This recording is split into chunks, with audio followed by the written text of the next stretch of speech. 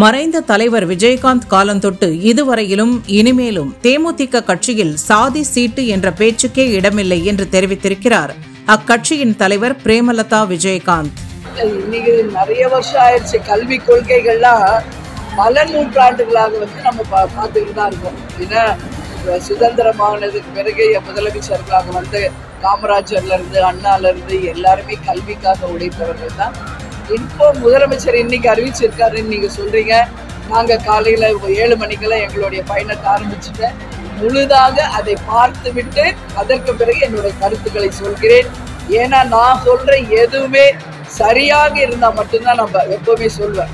இப்பதான் அறிவிச்சிருக்காரு. இது கல்விக் கொள்கை என்பது உண்மையில் மாணவர்களுக்கு பயனளிக்கும் என்றால் அதை தேசிய முற்போக்கு திராவிட கழகம் வரவேற்போம்.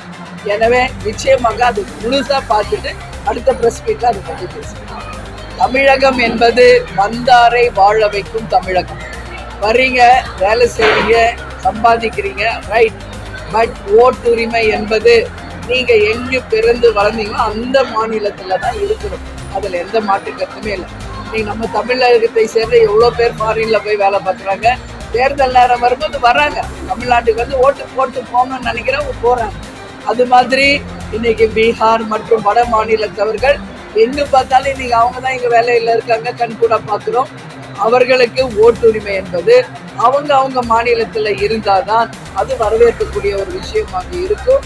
அதுதான் தமிழ்நாட்டுக்கும் சரி இந்தியாவுக்கும் சரி நிச்சயமாக ஒரு நல்ல உதாரணமாக இருக்கும். அது கட்டாயம் கொண்டு வர வேண்டும் என்பதுதான் தேமுதிகவினுடைய நிலைப்பாடுகள். ஏன்னா ஒரு சக மனிதரை இன்னொருத்தர் வந்து வெட்டி சாவடிக்கிறது, கொலை பண்றது எந்த காலத்தையும் ஏற்றுக்கொள்ள முடியாது. தேசிய முற்போக்கு திராவிட கழகத்தை பொறுத்தவரை ஜாதி மதங்களுக்கு அப்பாற்பட்டவங்க நாங்க. இன்னைக்கு நேற்று ஒரு கொஸ்டின் கேட்டாங்க பிரஸ்ல, நீங்க ஜாதி இல்லைங்கிறீங்க, எல்லா கட்சியும் அந்த குறிப்பிட்ட எங்க ஜாதி அதிகமா இருக்கோ அங்கதான் அவங்க வேட்பாளரை அந்த ஜாதிக்காரன் நிறுத்துறாங்க, அதை பத்தி உங்க கருத்து என்ன? ஆனா தேமுதிக அப்படி கிடையாது. இன்னைக்கு எல்லா தொகுதியிலையும் அந்த ஜாதி தான் நிக்கிறாங்கன்னா தேமுதிக அதுல விதிவிலக்கு. நாங்க எல்லா இடத்துலயுமே நிக்கிறோம். அப்படி பார்த்தா தலைவர் முதல் தேர்தலே விருதாச்சலத்துல தானே போட்டி போட்டார் இல்லையா?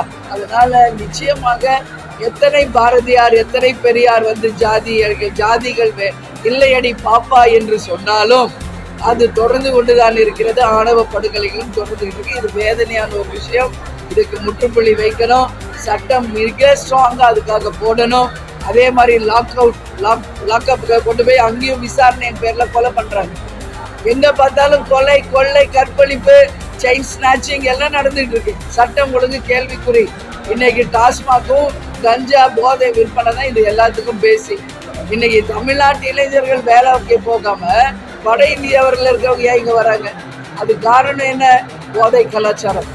அதனால அந்தந்த மாநிலத்தில் இருக்கிறவங்களுக்கே நிறைய இளைஞர்கள் இருக்காங்க. அவங்களுக்கெல்லாம் வேலை வாய்ப்பு கொடுத்தா இது போல போதையில போய் அடிமை ஆகாம வருங்கால தமிழகத்தை இளைஞர்கள் நல்லபடியா உருவாக்குவாங்கன்னு நினைக்கிறேன்.